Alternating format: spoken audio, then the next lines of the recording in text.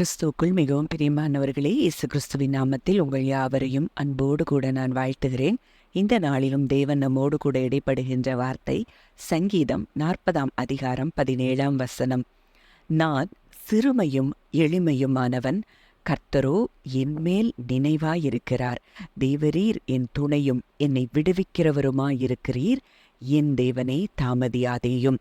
இந்த வார்த்தையின் மூலம் தேவன் இன்றைக்கு நம் ஒவ்வொருவரோடும் கூட இடைப்பட்டு நம்முடைய ஜெபங்களுக்கு அவர் பதில் கொடுக்கிற நாளாய் இருக்கிறதை நீங்கள் காண்பீர்கள். இந்த வார்த்தை எதை சொல்லுகிறது அப்படின்னு நம்ம பார்க்கும்போது, ஒருவேளை இன்றைக்கு நீங்கள் சிறுமைப்பட்ட நிலைமையில ஒரு எளிமையான ஒரு இடத்துல நீங்கள் இருக்கலாம். ஆனால் இப்படிப்பட்டவர்கள் மேலே தான் கர்த்தர் என்ன செய்கிறாராம்? அவர் நினைவாயிருக்கிறாராம். எப்பொழுதும் அப்படிப்பட்ட சிறுமையும் எளிமையுமானவர்கள் மேலே நினைவாயிருக்கிற ஒரு தகப்பன் நமக்கு இருக்கிறார் என்பதை நீங்கள் அறிந்து கொள்ள வேண்டும். அவர் நினைவாயிருக்கிறது மாத்திரம் அல்லாமல் அவரே நமக்கு துணையும் நம்மை விடுவிக்கிறவருமாய் இருக்கிறார். அப்போ இன்றைக்கு உங்கள் வாழ்க்கையில் ஒருவேளை சிறுமைப்படுத்தப்பட்ட சூழ்நிலையில் ஒருவேளை எளிமையான என்னை யார் கண்டு கொள்வாங்கன்னு சொல்லி நீங்கள் நினைத்து கொண்டிருக்கலாம். ஆனால் உங்களுக்கு ஒரு தகப்பன் இருக்கிறார். உங்கள் மேல் நினைவாயிருக்கிற ஒரு தகப்பன் இருக்கிறார். அந்த தகப்பனே உங்களுக்கு துணையும் உங்களை விடுவிக்கிறவருமாய் இருக்கிறார் என்பதை நீங்கள் அறிந்து கொள்ள வேண்டும். நிச்சயமாய் தாமதம் இல்லாமல் உங்கள் வாழ்க்கையில் எந்தெந்த சூழ்நிலைகளில் உங்களுக்கு விடுதலையும் ரட்சிப்பும் வேண்டுமோ அந்த இடங்களில் நிச்சயம் தேவன் தாமதியாமல் அந்த ரட்சிப்பை உங்களுக்கு கொடுப்பார் என்பதை நீங்கள் அறிந்து கொள்ள வேண்டும். சங்கீதம் 34:6 ஆங்கிலத்தில் இப்படியாய் சொல்லப்பட்டிருக்கிறது.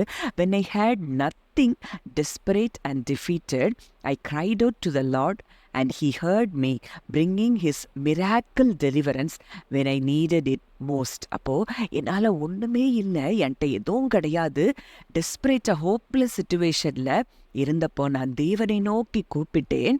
அப்போ என்ன நடந்தது? ஒரு மிராக்கிள், அற்புதமான ஒரு விடுதலை எப்போ எனக்கு தேவைப்பட்டதோ என் தேவன் எனக்கு அதை கொடுத்தார் என்று சொல்லி இந்த வார்த்தை சொல்லுகிறத பார்க்குறோம். அப்போ இன்றைக்கு உங்கள் சூழ்நிலை ஒரு ஹோப்லெஸ் சிச்சுவேஷனில் இருக்கலாம். ஐயோ, இந்த சூழ்நிலையில் எனக்கு யார் என்னை உதவி செய்து என்னை விடுவிக்க முடியும்?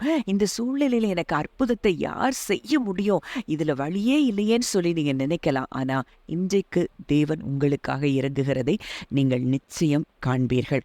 அன்னாள் அப்படித்தான், அவள் சிறுமைப்படுத்தப்பட்டாள். பெனினாள் நிமித்தம் சிறுமைப்படுத்தப்பட்ட அந்த அன்னாளுடைய ஜெபத்தை கேட்டு தேவன் அவளுடைய வாழ்க்கையில மிகப்பெரிய அற்புதத்தை செய்து ஒரு இஸ்ரவேல் தேசத்துல ஒரு பெரிய தீர்க்கதரிசியை பெற்றெடுக்கக்கூடிய கிருபையை அன்னாள் பெற்றதை பார்க்கிறோம். அப்போ அந்த சிறுமையும் எளிமையுமான அந்த அன்னாளுடைய ஜெபத்தை கேட்டு அவள் மேல் நினைவாயிருந்து அவளுக்கு அற்புதத்தை செய்திருப்பாரானால் இன்றைக்கு உங்களுக்கும் அதே தேவன்தான் இன்றைக்கு அந்நாளை காட்டிலும் மேலான ஒரு இடத்துல, ஒருவேளை அவங்களுக்கு அன்னைக்கு தேவன் தகப்பனாய் அறியப்படலை, ஆனால் இன்றைக்கு அவர் நமக்கு தகப்பனாய் இருக்கிறார் என்பதை நாம் வார்த்தையின் மூலம் அறிந்து கொள்கிறோம். அந்த தகப்பன் உங்களுக்காகவும் இறங்கி உங்களுக்கு கிரியை செய்வார் என்பதில் சந்தேகமே இல்லை. அதுபோல பெரும்பாடுள்ள ஸ்திரீ சிறுமைப்படுத்தப்பட்டால் எளிமையான ஒரு அந்த சூழ்நிலையில அங்கே அவளுக்கு ஒரு அற்புதம் அங்கே செய்யப்பட்டு அங்கே என்ன செய்றா?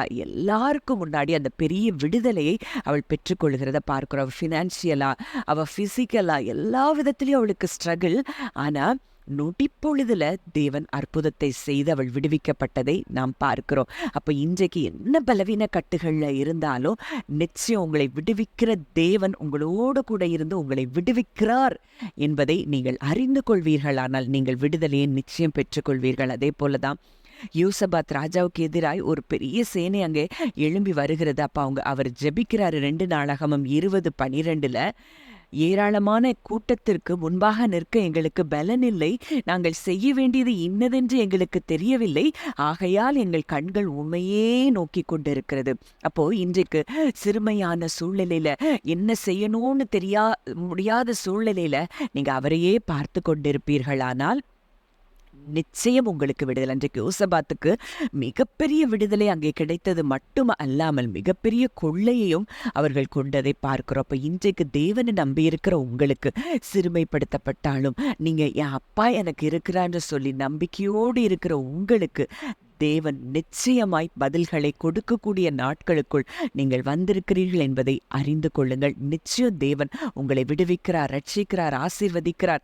என்ன விடுதலை உங்களுக்கு கொடுத்தா, என்ன அற்புதத்தை உங்களுக்கு செய்தா நீங்க மேன்மைப்படுத்தப்படுவீர்களோ அந்த அற்புதத்தை உங்களுக்கு நிச்சயம் செய்கிறார் என்பதை நீங்கள் அறிந்து கொள்ளுங்கள். ஜெபிக்கலாம். நல்ல தகப்பனே, நன்றியோடு உம்மை துதிக்கிறோம், ஸ்தோத்தரிக்கிறோம் அப்பா.